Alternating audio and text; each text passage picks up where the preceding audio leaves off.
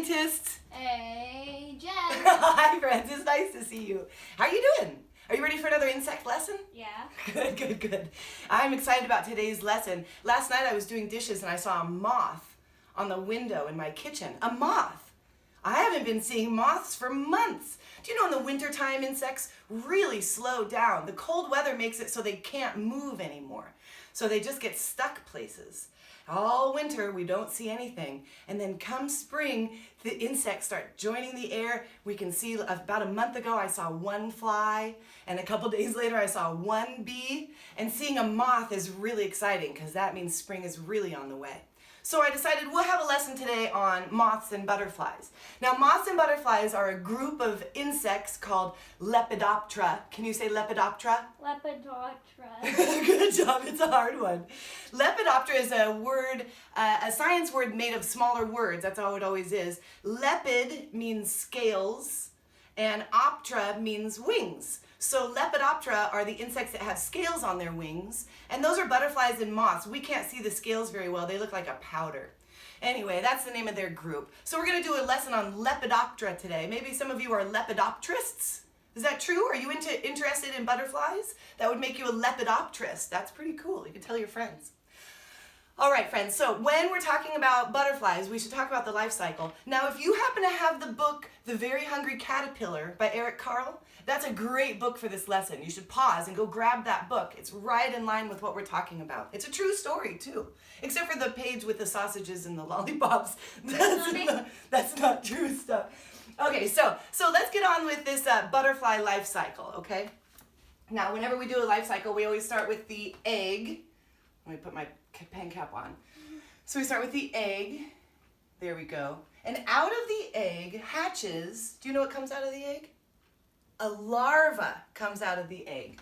We call that a caterpillar, and that's okay. A larva butterfly we call a caterpillar. You know, flies do the same life cycle, and a larva fly we call a maggot. And a larva beetle we call a grub. So the larva has actually names for each type of insect that's a larva. But when we use the word larva, we're just talking about any insect that hatches out of the egg in this life cycle. Now there's another life cycle that we're not going to do today. We'll do it in another lesson. So don't get confused. I'll name this life cycle for us in just a second. Out of the egg comes a larva, and this larva is a butterfly larva, so we know it looks like a caterpillar. We can see 3 legs. Now, this caterpillar eats and eats and eats, and it eats until it's so full that it can't fit anymore into its body. Now, one problem with insects is that they can't grow their shell or their outer skin. They have kind of a harder outer skin, and it doesn't stretch. They have to climb out of it. So, that's called molting. Can you say molting? Molting. Yeah, good job. Molting is when an insect or an animal loses its skin. We actually molt too. We just don't do it all at once. We do it just a little bit at a time. Snakes molt. You've heard about that. You look more into molting. It's a really interesting topic. But we're going to stick with butterflies right now. Okay, so this caterpillar larva eats and grows until finally it needs to molt. So it molts out of its skin. That's a process I'll talk about in another lesson. Molts out of its skin and it comes out bigger, a whole size bigger. It's pretty interesting. And then it does some more eating until it needs to molt again. Now it'll molt a few times. Each insect has a different number of molts. Sometimes it's 9, sometimes it's 12, sometimes it changes. Depends on if there's a lot of food. If there's a lot of food, keep going. If there's not a lot of food, stop right there. So once we've got our larva up to size, it's eaten so much that it's big enough. It doesn't need to get any bigger, but that doesn't look like a butterfly at all. This is still a larva. So from the larva, it needs to make a big change, right? We know about that big change. That change is called metamorphosis. Can you say metamorphosis? Metamorphosis. Yeah, it's a big word. We know that one. And that metamorphosis happens while it's a pupa. Now that's the word I really want you to say. Can you say pupa? Pupa. They're good. All right, so from the larva turns into a pupa. Now I'm going to draw a pupa here. It looks kind of weird, maybe like an acorn. I don't know, I don't draw a great pupa. Acorn. But inside of this pupa, the larva is curled up. I'll draw that larva so we can imagine it, right? It's kind of inside here. Can you imagine it curled up inside there? Now it's going through a big change because it needs to look very different when it comes out, right?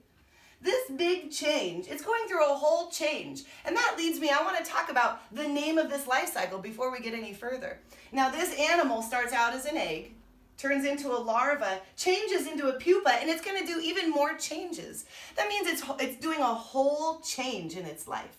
Its size is changing and its shape is changing. So we're gonna, oh, there's my pen. So we're gonna put up a label on this, Holometabolous. Can you say Holometabolous? Holometabolous. That's a huge word. Holometabolous means whole change. You can hear the whole part of that, right? Holometabolous means whole change. And that's because these animals are going through a whole change. Size is changing and shape is changing. All right, I'm gonna put that word up there. It's a big one. Holometabolous.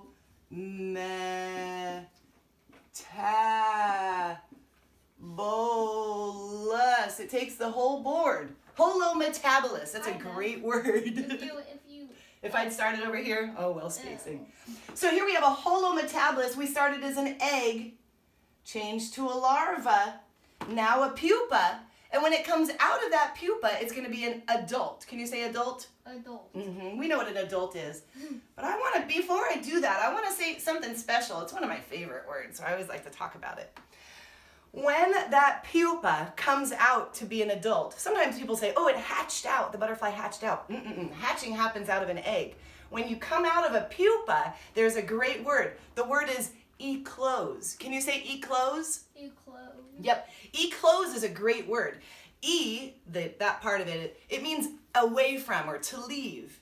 And close means a little room, like a closet is a small room. So to eclose means to leave a small room. Isn't that sweet? So when this pupa leaves its cocoon, we say it ecloses because it leaves a small room. Isn't that sweet? I think that's completely adorable. I love etymology.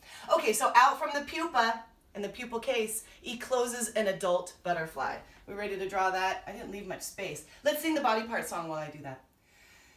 Head, thorax, abdomen.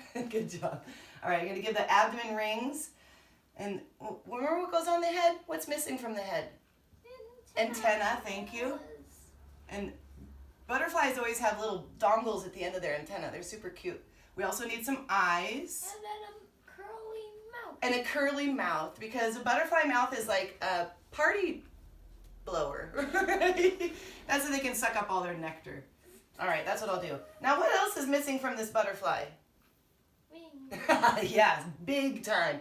Now, the wings are always attached to the thorax. We'll talk more about that in another lesson. That would be horrible, just seeing a jumping around with butterfly with no wings. Ooh, that would be horrible. Boing, boing, Uh-huh. boing, It sounds like a grasshopper. All right, now, friends, once we've gotten out from the pupa to the adult, it ecloses, then the adults are ready to find each other to mix ingredients to start the next generation. Isn't that exciting? And that's how we get this egg. Is that this adult and another adult find each other and they say, hey, want to start a family? I want to start a family. Oh, yeah, let's mix ingredients. And then they mix ingredients, and then the mom puts her egg down, and that's how it all keeps going. It's pretty exciting. I'll put our arrow over that way. This is our life cycle. Now, this is the Holometabolous life cycle. And while we are finishing up here, I'm going to give you the Holometabolous life cycle song. Are you ready?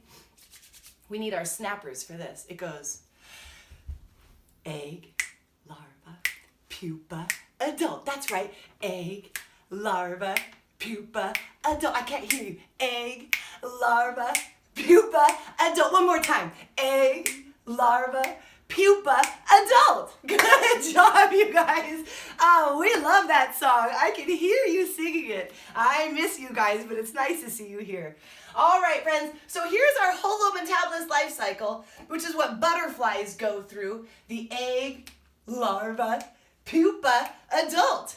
I'm going to be sure to put this printable out so you can color the page. If you don't have a printer, you can copy it. It's not hard to draw this. You can draw an egg, larva, pupa, and adult. I know you can. I can't wait to see your work in the comments. Be sure to show me how you did. All right, friends, that's the end of our lesson for now. We're going to do another video with just the song, because I know sometimes you just want the song, and I get that. But for now, thanks so much for tuning in, friends. Be sure to subscribe. It really helps. And find on my Facebook page so that you can find my printables there too. All right, friends, take care. We'll see you next time.